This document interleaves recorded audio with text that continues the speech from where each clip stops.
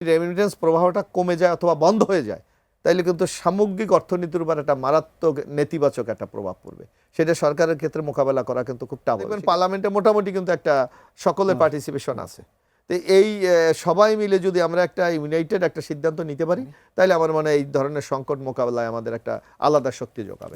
বর্তমান যে যুদ্ধ পরিস্থিতি সবকিছু মিলে বিশ্ব পরিস্থিতিতে বাংলাদেশের অর্থনৈতিক যে চ্যালেঞ্জ এবং প্রস্তুতির বিষয়টি বলছিলেন, আমি একটু রাজনৈতিক চ্যালেঞ্জ যে কথা জানতে চাই এবং সেটির বাকি ধরনের রাজনৈতিক প্রস্তুতি বাংলাদেশের এখন আসলে করা প্রয়োজন বলে আপনি মনে করেন? আসলে আপনি মনে করবেন যে নতুন সরকারটি যে এসেছে এখন বর্তমান বাংলাদেশ জাতীয়তাবাদী দলের যেটা নেতৃত্ব দিচ্ছেন জনাব তারেক রহমান, আপনি দেখবেন এই সরকার আসার পূর্বে কিন্তু বেশ কিছু ওয়াদা জাতির কাছে করেছিলেন, কমিটমেন্ট করেছিলেন ভোটারদের কাছে, যাতে তারা সমর্থন পাওয়া যায়।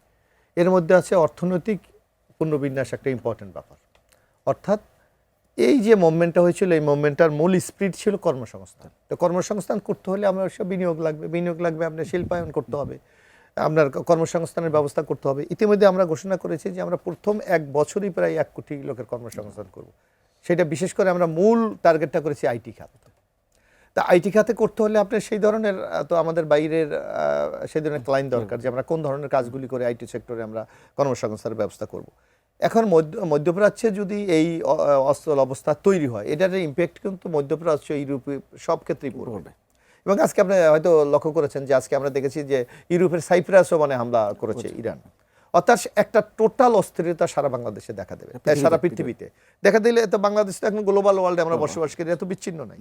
আজকে আমরা আমদানির ক্ষেত্রে তাদের উপর নির্ভরশীল, রপ্তানির ক্ষেত্রে তাদের উপর নির্ভরশীল, ইনভেস্টের ক্ষেত্রে তাদের উপর নির্ভরশীল। তারপর একটা পলিটিক্যাল স্টেবিলিটি একটা নতুন সরকারের জন্য কিন্তু সবচেয়ে বেশি প্রয়োজন।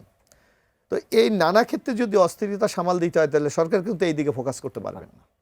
ফোকাসে ইতিমধ্যে দেখবেন আমরা নির্বাচনে যে কমিটমেন্টগুলি আমরা করেছিলাম সেগুলি বাস্তবায়ন শুরু হয়েছে। ইতিমধ্যে ফ্যামিলি কার্ড দেওয়া হবে আগামী 10 তারিখ থেকে। ইতিমধ্যে কৃষকদের জন্য প্রায় 12,000 কোটি টাকা লোন মৌকুব করে দেওয়া হয়েছে।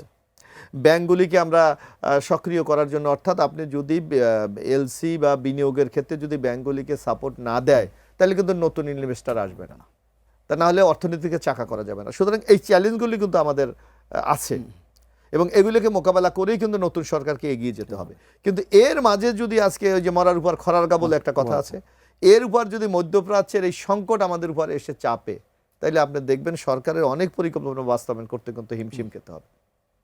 কারণ রেমিটেন্সের আমরা কিন্তু এখন টোটালি ডিপেন্ড হলো রেমিটেন্সের উপরে। যদি আমি রেমিটেন্স প্রবাহটা কমে যায় অথবা বন্ধ হয়ে যায়, তাইলে কিন্তু সামগ্রিক অর্থনীতির উপর একটা মারাত্মক নেতিবাচক একটা প্রভাব পড়বে। সেটা সরকারের ক্ষেত্রে মোকাবেলা করা কিন্তু খুব টাফ হবে। সেক্ষেত্রে হবে সরকার তাইলে ঋণ নেওয়ার অন্য রাস্তা খুঁজতে হবে।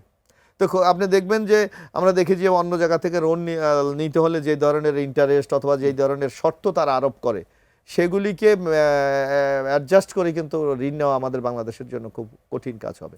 আর আরেকটা সংকট আমাদের আগামী দিনে অপেক্ষা করছে, সেটা আপনি জানেন যে বিগত শেখ হাসিনা সরকার যেই মেগা প্রকল্পগুলো করেছিলেন, ম্যাক্সিমাম লোনে করেছে এবং দেখা যাচ্ছে প্রকল্পের যেই প্রাকল্পিত যেই বাজেট ছিল, দেখা যাচ্ছে যে যেই টাকায় করতে পারতেন তার চেয়ে অনেক বেশি তারা টাকা খরচ করে এগুলি করেছে। তো এগুলি তো সামগ্রিকভাবে এখন আমাদের দেশের উপর এসে বর্তিয়েছে। তো এখন আপনি মনে করেন আমরা জানি যে হয়তো এই বছরে আমাদের সেই মেগা প্রকল্পের লোনগুলি আমাদের শোধ করতে হবে। তো লোন যখন শোধ করার বিষয়টা সামনে আসবে, তখন কিন্তু অর্থনীতি আরেকটা বিরাট চাপের উপর পড়বে। তো সুতরাং সামগ্রিকভাবে চ্যালেঞ্জে আমাদের সামনে অপেক্ষা করছে, এটা অস্বীকার করার সুযোগ নাই। এইটাকে আমাদের অত্যন্ত দক্ষতার সাথে আমরা মোকাবেলা করতে হবে। না হয় আমার মানে সামাজিক ক্ষেত্রেও এখন আপনি যদি আমরা যদি কর্মসংস্থান না হয়, তাহলে আমাদের যুবক বেকাররা কোথায় যাবে? এখানে জাতীয় ঐক্যটা একটা গুরুত্বপূর্ণ, জাতীয় ঐক্যটা গুরুত্বপূর্ণ এবং আমি মনে করি যে এই ক্ষেত্রে সকল রাজনৈতিক দল যারা বর্তমানে, এবং আপনি দেখবেন পার্লামেন্টে মোটামুটি কিন্তু একটা সকলের পার্টিসিপেশন আছে। তো এই সবাই মিলে যদি আমরা একটা ইউনাইটেড একটা সিদ্ধান্ত নিতে পারি, তাহলে আমার মনে হয় এই ধরনের সংকট মোকাবেলায় আমাদের একটা আলাদা শক্তি যোগাবে।